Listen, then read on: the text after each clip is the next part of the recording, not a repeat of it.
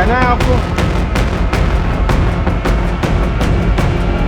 किसी भौकाली नेता की तरह ये जो शख्स चल रहा है, ये दाऊद इब्राहिम का राइट हैंड है। दाऊद इब्राहिम गैंगस्टर के लिए ये पैसे जुटाता है। शुरुआत में गुटखा बेचा करता था और धीरे धीरे ये दाऊद इब्राहिम का गैंग मेंबर बनता है। फिर वहां से ये अपने आप को गैंगस्टर बुलाने से बचता है और अपना नाम रखता है क्राइम बिजनेसमैन।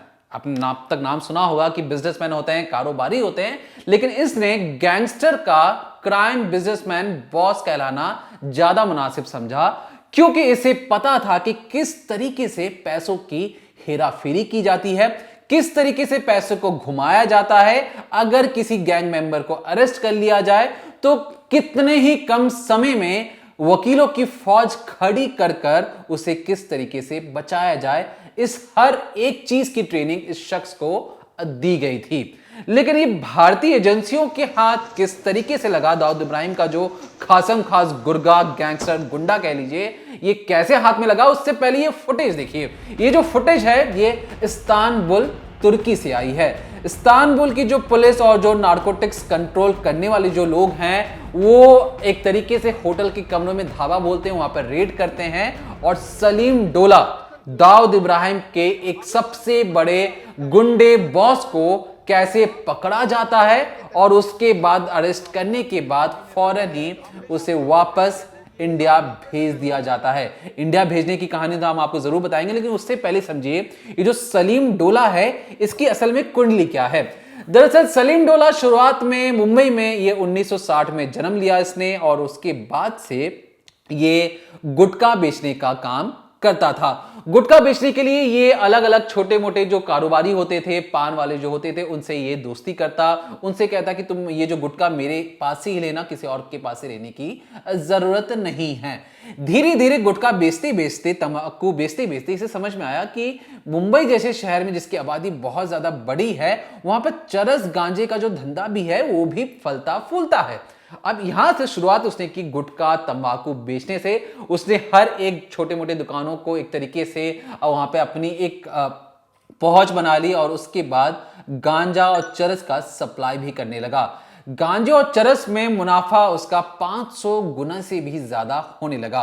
अब धीरे धीरे वो इतना ज्यादा अमीर बन गया, उसे लगा कि चरस गांजा तो बेच रहा, सोचिए ये अपना प्रमोशन किस तरीके से कर रहा था कि शुरुआत में तंबाकू हो गया, चरस गांजा हो गया, अब वो सिंथेटिक ड्रग्स बनाना शुरू कर चुका था। सिंथेटिक ड्रग्स से कहने का मतलब जो केमिकल के जरिए ड्रग्स बनाए जाते हैं, एकदम हाईली पॉलिश, जो अच्छा जो ड्रग्स माना जाता है, जिसमें लोग करोड़ों रुपए खर्च कर देते हैं, इस टाइप के ड्रग्स को बनाना, उसकी बिक्री करना, उसे उन लोगों तक, उन अमीर लोगों तक पहुंचाना, इसका काम भी सलीम डोला ने अपने जिम्मे धीरे धीरे करना शुरू कर दिया।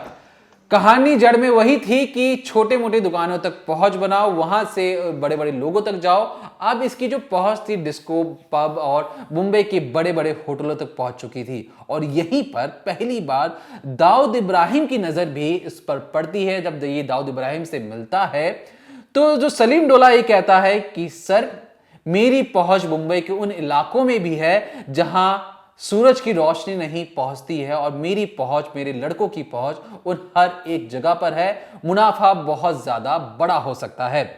दाऊद इब्राहिम जो अपने आप को इंटरनेशनल लेवल पर ले जाना चाहता था, वो अपने आप को इंटरनेशनल बॉस कहलवाना चाहता था, उसने सलीम डोला के साथ कहा कि एक काम करो, मुंबई का ये जो पूरा बिजनेस है इसे किसी और को सौंपो, और तुम मेरे लिए इंटरनेशनल लेवल पर ड्रग्स बेचने का काम करो, और पूरे जो बिजनेस मॉडल है मेरी जो गैंग का, उसे तुम ही संभालोगे। मैंने तुम्हारा काम देखा है, तुम्हारा काम मुझे पसंद आया है, और इसलिए तुम्हें मैं पूरे अपने गैंग का बही खाता सौंप देता हूं कि तुम डिसाइड करो पैसे कहां लगाने हैं, पैसे कहां से घुमाने हैं, कहां से पैसे आएगा तो उसे किस तरीके से लगाकर और भी ज्यादा मुनाफा कमाना है।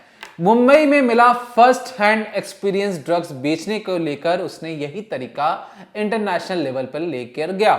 अब यहां से मुंबई से निकलकर दुबई पहुंच जाता है। आप सोचेंगे आप दुबई क्यों पहुंच जाता है, तो दरअसल दुबई में बिजनेस को सेटअप करना बहुत ज्यादा आसान है, कोई ज्यादा मेहनत का काम लगता नहीं है। एक छोटा सा सेटअप, और उस सेटअप में पैसों का हेरा फेरी करना बहुत ज्यादा आसान हो जाता है, क्योंकि जो अक्सर जो इस गैंग के पास जो पैसे आते थे वो डॉलर्स में आते थे, और डॉलर्स को लेकर जो दाऊद इब्राहिम बहुत ज्यादा उसे पसंद करता था। अब ये डॉलर्स के जो पैसे आए, उन पैसों को किस तरीके से व्हाइट मनी करना है, सलीम डोला जैसा शख्स था वो इस पर इसका हुनरमंद था, उसे पता था कि कहां पर पैसे को घुमा देना है। धीरे धीरे इसकी जो जानकारी एक तरीके से भारतीय एजेंसियों को लगती है, तमाम और बाकी देशों को भी लगता है कि एक बहुत बड़ा ड्रग कारोबारी जो क्राइम बिजनेसमैन या क्रिमिनल बिजनेसमैन कहलाता है अपने आप को, वो उनके शहर में आता है। जब जब ये यूरोप में जाता, कहीं भी जाता, तो इसके पीछे पुलिस जरूर लग जाती, लेकिन पहुंच और पैसा इतनी बड़ी थी इसके पास कि जहां कहीं भी अरेस्ट होता वहां पर वकीलों की फौज लग जाती, हर एक उस शख्स को खरीद लिया जाता जो इनके खिलाफ गवाही देता, हर एक उस सबूत को जलाकर राख कर दिया जाता जिसे कोर्ट में पेश करने पुलिस वाले लेकर जाते, और ये कुछ महीने या कुछ दिनों जेल में रहने के बाद सबूतों के अभाव पर गवाहों ने जिस तरीके से अपना रुख बदल दिया उसे फिर से छोड़ दिया जाता है। पुलिस वालों को पता है कि ये गलत काम कर रहा है, लेकिन पुलिस वाले जब उसे अरेस्ट करते हैं कोर्ट में वो साबित नहीं कर पाते। और ऐसा सिर्फ भारत के साथ नहीं, तमाम अलग अलग देशों के साथ भी इसे देखा गया है। लेकिन अब क्योंकि टेक्नोलॉजी का जमाना है, ये जिन जिन लोगों के साथ डील करता है वो सबके सब क्रिमिनल, जिनसे वो पैसों का हेरा फेरी करता है, क्योंकि बहुत बड़ा मुनाफा आता है। ड्रग्स का जो इसने चेन बनाया था इंटरनेशनल लेवल पर, दुबई में रह के बिजनेसमैन करता था, बिजनेस करता था। इंडिया और यूएई में जो अबू धाबी जैसे इलाकों से ये ड्रग्स को एक तरीके से लाना ले जाना, और फिर तुर्की को इसने निशाना बनाया क्योंकि उसे ट्रांजिट हब बताया जाता है, जहां पर किसी को पैसे लेके जाना हो तो तुर्की पहुंचता, तुर्की से पैसों का हेरा फेरी कर दुबई ले आया जाता। अगर किसी को पैसे लेकर मान लीजिए यूरोप में उन्होंने ड्रग्स बेचा, तो यूरोप का जो पैसा तुर्की तक आना बड़ा आसान होता था, और इसलिए ट्रांजिट हब के तौर पर तुर्की को एक बहुत बड़ा हब बनाया गया। और इन सब का फायदा किसे मिल रहा था? दाऊद इब्राहिम को मिल रहा था। दाऊद इब्राहिम जो एक तरीके का भारत का मोस्ट वांटेड क्रिमिनल, डॉन, गुंडा कह लीजिए, जो भारत की जो तमाम जो एजेंसियां हैं उस पर नजर बना के रखी होती हैं, क्योंकि वो अक्सर पाकिस्तान और पाकिस्तान की जो खुफिया एजेंसी उन्हें भी स्पॉन्सर करता है। स्पॉन्सर से कहने का मतलब जो भी खर्च है उनके एजेंट्स का भारत में हमले करवाने का सारा खर्च दाऊद इब्राहिम उठाता है। तो दाऊद इब्राहिम जो इतना पैसा खर्च उठा रहा है, तो उसके बाद पैसे कहां से आ रहे हैं? क्योंकि कोई पढ़ा लिखा इंसान तो है नहीं हो कि डॉक्टर हो, इंजीनियर हो, बहुत बड़ा बिजनेसमैन हो, वो ड्रग्स का कारोबार कर जो सलीम डोला जैसे जो लोग हैं जो उसे मुनाफा कमाकर उसे देते हैं, उसके दिन दुगनी रात चौगनी उसके अकाउंट की जो मजबूती है उसे और बड़ा करते हैं, वही पैसे को निकालकर वो पाकिस्तान को सौंप देता है। अब जब सलीम डोला पर इसके पहले भी जब उसे 2 बार अरेस्ट किया गया, भारत में ही याद रखिएगा, 2012 में अरेस्ट किया गया, 2018 में अरेस्ट किया गया, लेकिन हर बार की कहानी वही कि सबूतों का अभाव, गवाह बदल जाते हैं और इसके खिलाफ कोई सबूत नहीं मिल पाता है। लेकिन फिलहाल में जब तुर्की की पुलिस ने उसके होटल में जाकर उसके जब रेड किया, जब सलीम डोला को पकड़ा, तो सलीम डोला जिस बेखौफ अंदाज से जो शुरुआत में चलता हुआ आपको नजर आया, आप समझ चुके होंगे उसके बेखौफ और बिना डर के चलने का अंदाज ये क्यों है, क्योंकि इसे पता है कि जो पुलिस वाले जो है नारकोटिक्स कंट्रोल वाले आसपास घूम रहे हैं, ये उसका कुछ बिगाड़ नहीं सकते हैं। लेकिन इस बार जो एजेंसियां बहुत ज्यादा सतर्क हैं। खुद जो गृह मंत्री अमित शाह ने एनसीबी की जमकर तारीफ की है और उन्होंने कहा है कि एनसीबी ने बहुत बढ़िया काम किया कि सलीम डोला जैसे जो शख्स को पकड़कर भारत ले आए, अब उससे कड़ाई से पूछताछ होगी। अब इस कड़ाई से पूछताछ से कहने का मतलब क्या होगा? माननीय प्रधानमंत्री जी के नेतृत्व में और माननीय गृह मंत्री जी के निर्देशानुसार भारत में जो है ड्रग्स के खिलाफ जीरो टॉलरेंस पॉलिसी अपनाई है। जहां भी जितने भी भगोड़ेज हैं और किंग पिन्स हैं, वो जहां भी हैं उनको कानून के दायरे में लाने की प्रक्रिया निरंतर जारी है।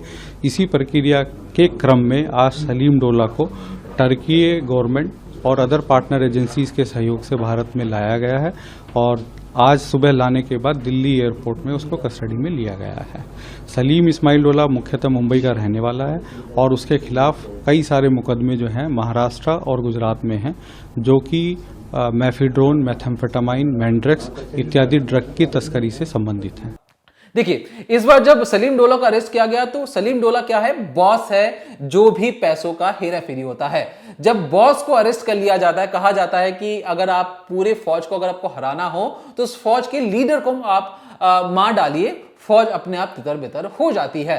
कुछ इसी तरीके से गैंग के सबसे बड़े शख्स को, दाऊद इब्राहिम का राइट हैंड था, दाऊद इब्राहिम को पैसे देने वाला, दाऊद इब्राहिम को स्पॉन्सर करने वाला, उसके पूरे नेक्सस को तोड़ कर रख दिया है हमारी एजेंसियों ने। अब इसके जरिए जो एनसीबी है वो समझना चाहती है कि भारत के ऐसे कौन कौन से राज्य हैं, ऐसे कौन कौन से सिंडिकेट हैं जो खास तौर पर इनकी मदद करते थे, पैसों से कहां कहां पर रूट से ड्रग्स का सप्लाई होता था। इस पूरे नेक्सस को डिकोड करने के लिए जो एनसीबी और जो हमारी एजेंसियां हैं इसे कड़ाई से पूछताछ करेंगी। और अब ये जल्दी जो हर बार ये छूट जाता था, इस बार तो बिल्कुल ऐसा नहीं लगता है, क्योंकि इस बार पुलिस और जो एनसीबी ने अपना होमवर्क बहुत तगड़ा किया है और इसके बच पाने की जो इस बार हालात हैं ना के बराबर ही हैं, जीरो हैं, क्योंकि अब ये मरते दम तक सलाखों के पीछे ही रहेगा।